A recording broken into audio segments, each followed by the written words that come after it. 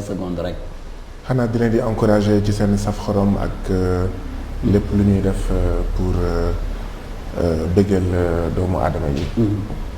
xaaral sa wàll nag de ba yaa ngi ñëw alors Pierre je pense que lii la ñu moom la ñu tegoon rek ngir jox ko sunuy gan ñu seetaan ko pare ñu doog a dugg ci waxtaan wi alors léegi nag damay jël ngay jox la nag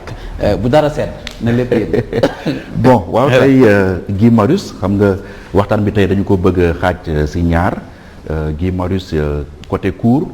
ak Guy Marius côté jardin ndaxte xam nga personnage la public bu nit ñi xam ci wàllum lutte anti-impérialiste di ko gis ni fan yi sax dafa daanaka mooy mur des lamentations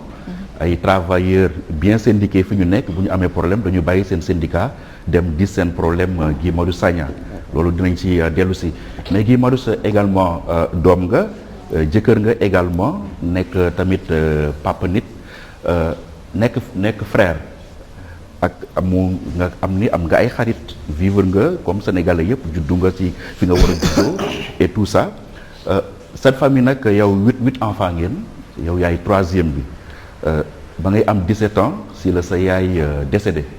génn àdduna fekk dëgër nga donc certainement am nga ay souvenirs yoo ñu mën a wax un peu si sa yaay mais avant ñu egsi si sa épisode yu yaay dañoo bëggoon rek xam sa enfance naka la demee woon ndax yaa ngi juddoo Etomé mais yaa ngi yaroo fii ci Ndakaaru est-ce que am na benn drame wala boog sax benn joie boo xam ni tey dafa déterminer un peu Guy Marius ci sa avenir ba tey def la li nga forger la ba nga nekk li nga nekk ni tey. alors ñaar laa ci wax Edouard bi ci njëkk mooy alors sawaruma trop di wax lépp lu jëm ci man loolu mooy bi ci njëkk ñaareel bi mooy fàttalikuwuma benn xew-xew bu particulier muy tiis wala bànneex boo xam ne déterminé na particulièrement sama taxawaay wala xëy na li ma doon tey voilà. waaw sa yaay yan souvenir nga mën a garder tey sa yaay ndaxte ba muy décédé yaa ngi amoon 17 ans. ah c'est très compliqué maa ngi lépp question boobu. waaw. c'est quoi lan la dafay am ay douleur yu muy réveiller ci yow wala lan la pour wax ci. en fait c'est surtout comme ni ma ko waxee sànq sawaruma trop di wax sur la place publique lépp lu jëm ci sama vie personnelle bu ngeen seetloo j'en parle li ma ciy wax du lu bari parce que damay bëgg protéger en fait ñi nga xam ne du ñoom ñoo jël option bi nga xam ne man moom laa jël et que ñuy dund par la force noonu laa ko mën waxee ñuy dund te fekk ñoom tànnuñu ko li nga xam ne moom mooy sama engagement sama sóobu ci li nga xam ne moom ngeen ma xamee ak risques yi ak naxar yi ak jàpp yi ak coow li ak yeneen donc moo tax li ci ëpp man en fait voilà bëgguma xam naa bi tey xam naa dina ma jàppale. du ma nangu ma lay jàppale du ma nangu. non waxin la waxtaan bi surtout mooy dañoo bëgg découvrir waxin la une autre facette de Guy Marius Sagna. mais waxin la en fait dafa soxla déggin mais li ma mën a wax mooy évidemment nit la comme ñëpp donc koo xam ne xëy na li ñeneen ñi di sentir moom lay sentir li ñeneen ñi di dund moom lay dund li ñeneen ñi di yëg moom lay yëg xëy na li ci wutale rek mooy que dama bokk ci ñi nga xam ne dañuy dugg ci yëngu-yëngu yoo xam ne xëy na mun nañ dem ba fàtte ne en fait kii doomu aadama la mun nañ dem ba fàtte ne en fait c'est un être de chair et de sang koo xam ne dafa am ay sentiments koo xam ne dafay tiit comme ñëpp xëy na du loolu mooy lu gën a fës dafay tiit comme ñëpp dafay lox comme ñëpp dafay am jafe-jafe. da ngay tiit il vous arrive souvent nga tiit parce que dañu naan Guy Marius borom fit la et tout. waaw xam nga pour man borom fit du koo xam ne du tiit borom fit mooy koo xam ne dina def wala nekk wala dugg ci loo xam ne am na ay risques métti na mais donte mu ngi tiit mu def ko mooy li waa ji doon wax le courage n'est pas en fait l'absence de peur damay tiit comme ñëpp lu ci bëri damay def wala wax yoo xam ne xam naa ne lii mun na jur lu métti mais ma xam ne dama ko war a wax wala dama ko war a def ànd ci ak ñi nga xam ne ñoom laay faral di ànd damay faral di wax par exemple que saay bu ñu ma jàppee pour garde à vue sama fit day naan rës parce que li may njëkk a xalaat mooy kaña yi nga xam ne moom laa nar a taseel commissariat central bu 18h wala 19h jotee saay bu ñu ma jàppee garde à vue maa ngi xalaat ne fi ma nar a tëdd xëy na amul sax basan. D'accord. mais Guy Pierre dafa la poser benn question très pertinente benn question boo xam ne tous les Sénégalais bëgg nañ ko xam c'est-à-dire bu Pierre demee ba laaj la kii gi nga am loo wax mu bëgg nga xuus ci xuusoo ci day jaaxal Sénégalais yi parce que actuellement ñu bañ ko wala ñu nangu ko yaa nekk ci xolu Sénégalais yi yaa ngi ci xolu Sénégalais yi parce que yaa ngi taxaw di leen xeexal loo ci góobee yaa ngi koy gar tey buñ la jàppee la ngay dund fee yow rek a koy dund et pourtant Sénégalais yi moo tax ñu def la ko alors donc nit ñi bu ñu xamee ne dañ lay invité xam lu ñu bëgg a xam d'abord kan mooy Guy Marius Sagna c'est-à-dire kii fi mu dugg dafa am njëriñ. les gens ont besoin de connaître Guy Marius Sagna il faut que tey Guy daf ñu bëgg tey. nga jël yoon teg ko fi parce que homme public nga tu n'as plus de vie privée. nit ñi dañ la war a xam tu es appelé à diriger le pays tu es appelé à être ci ñi nga xam ne dañuy diriger le pays donc. t'as plus de vie privée loolu nañ ko jël ñu teg ko léegi on veut connaître Guy Marius Sagna c'est une question très pertinente Guy ñëwal foofu quand même. mais d'accord naa ne c'est une question très pertinente waaye man ni ma sama gis-gis ci yëngu yi nga xam ne moom lay def jàppuma ne ñaata mag ak rakk laa am wala voilà sama jaar-jaaru bopp am na détail yoo xam am na mbir yoo xam ne dama jàpp ne. détail la parce que doomu aadama la et donc ku xool sa bopp war nga maa gis man bu ma xoolee sama bopp maa ngi gis biram bu ma xoolee sama bopp maa ngi njort li Edouard wala Khady wala yow bi tey li nga dund donc parce que nit la donc jigéen moo ma jur par exemple mais c'est une évidence et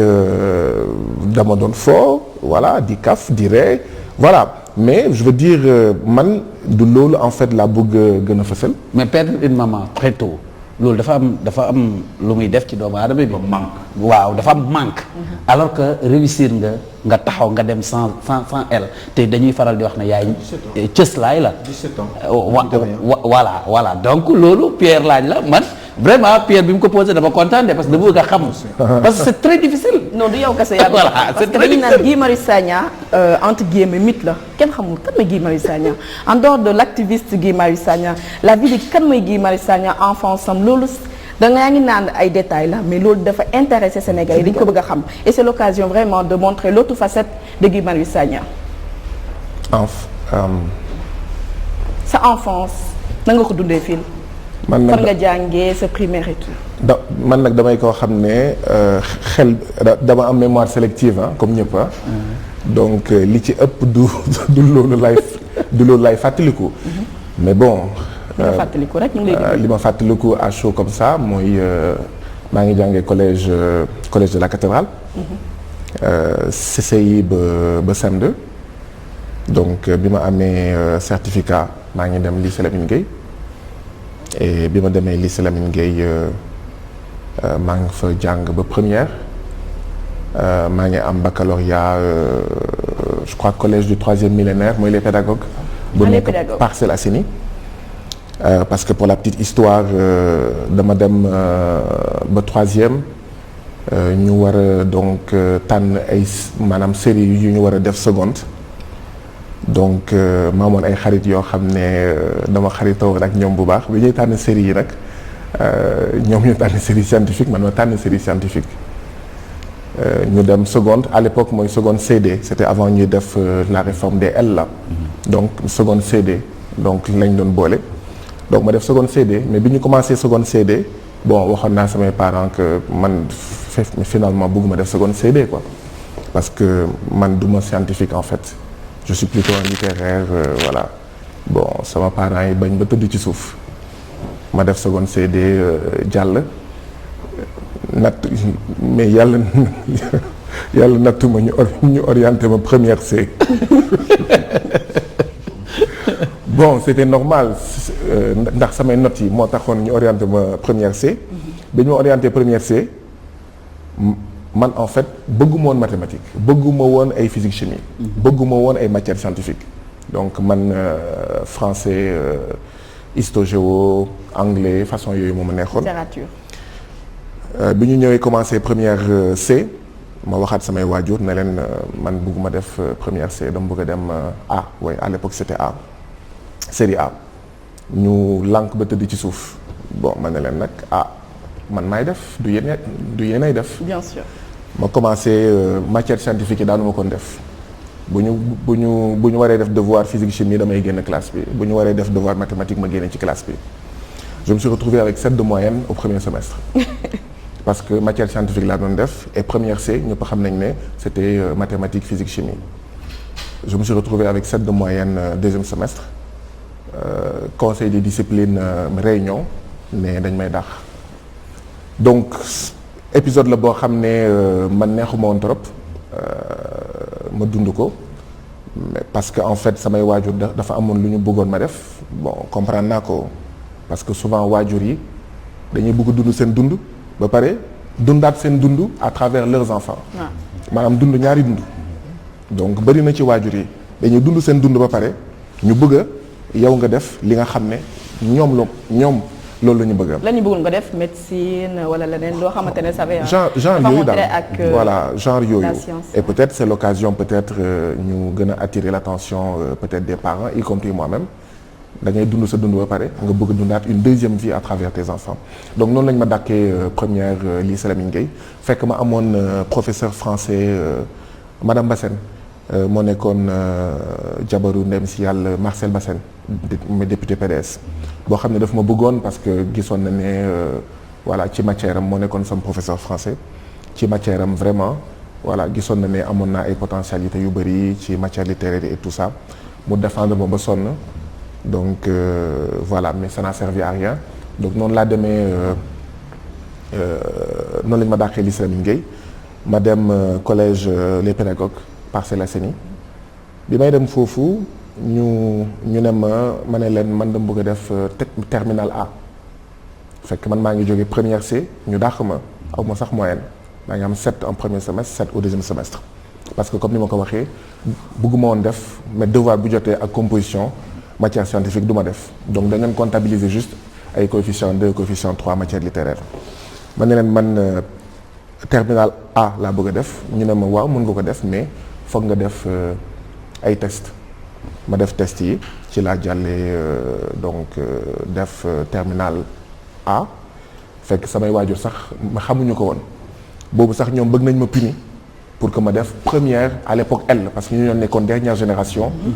C D A parce que A mooy L jamono. voilà mais man maanaam ñu ñoo nekkoon dernière génération A.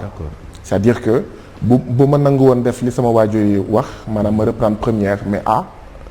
en fait du doon première A mais première L lay doon donc noonu laa defee yëgalu ma leen ma def examen bi école bi ne ma mën nga def terminal A donc je crois que sama premier bulletin ci la sama waajur yi xamee ne man maa ngi nekkoon terminal A donc noonu laa rattrapé en fait dàq bi ñu ma dàqoon ma am sama baccalauréat avec mention A bien et ci laa dem lycée Lamine Gueye bon foofu tamit pas lycée Lamine Gueye université Cheikh Anta Diop de Dakar bon foofu tamit amoon naa foon benn jafe-jafe boo xam ne xëy na am na incidence bi mu am xëy na ci sama dund après li ma defulee série scientifique. yan genre jafe-jafe nga fa moom. moo di ne en fait dañ ma orienté woon à la fois UGB ak université Cheikh Anta Diop de Dakar bon man UGB laa bëggoon dem mais finalement daw ma UGB. d'accord c'est compliqué très compliqué à expliquer mais finalement daal daw ma UGB alors wax ji mooy bu ma demoon UGB ban impact lay am voilà ci li ma doon d'accord parce que UGB ñëpp xamoon nañ ne jamono jooju ci amphi yi bëriwuloon nit donc conditions yi jamono jooju UGB bi mu ubbi woon yàggul woon conditions yi moo gënoon baax pour jàng au lieu de Cheikh Anta Diop bi nga xam ne man maa ngi nekkoon faculté de droit bu ñu doon ñëw par exemple les cours d'histoire du droit bi nga xam ne Paul Ngom moo ko doon def mais gars yi en fait daanuñu woon njëkkante chaise yi mais escalier yi la ñu doon njëkkante tellement doon fees déjà à l'époque 97 96 97 première année fac droit bu Cheikh Anta Diop da nga doon ñëw amphi même escalier da doon fees ba nit yi di taxaw amphi fac droit di taxaw di jël cours donc noonu laa defee première année fac droit jàll mais droit dafa xawoon compliqué ci man quoi ma ñëw deuxième année waaw peut-être justement bu fekkee am na loo xam ne tamit marqué na ma mooy deuxième année fac droit dama ñëw deuxième année fac droit première année ma jàll mois de juillet deuxième année ma raté mois de juillet mais daf ma traumatisé woon tellement parce que musuma redoubler musuma def ñaari yoon en fait benn classe wala lu mu mën ci doon moo tax peut-être parfois di teel a am ay échec baax na peut-être. ça t'a forgé. si parce que non di teel a am échec c'est-à-dire xëy na bu fekkoon depuis primaire wala peut-être mi lycée nga xamoon naa échec peut-être échec bi ma am deuxième année mais fac droit nu ma traumatisé du ma traumatisé noonu donc bi ma defee mois de juillet jàlluma ma waroon def mois de octobre dama traumatisé woon tellement que defuma sax octobre samay waajur wax ba tëdd ci suuf ma traumatisé bon finalement j'ai même pas réussi à passer le cap de la deuxième année fac de droit ma reprendre première année philo bi may reprendre première année philo ñi ma extendoo woon faculté de droit ñu ngi nekkoon quatrième année fac droit donc psychologiquement c'était vraiment compliqué c'était vraiment pas facile à gérer bi may def donc première année philo ci laa def concours d'entrée fac école nationale de développement sanitaire et social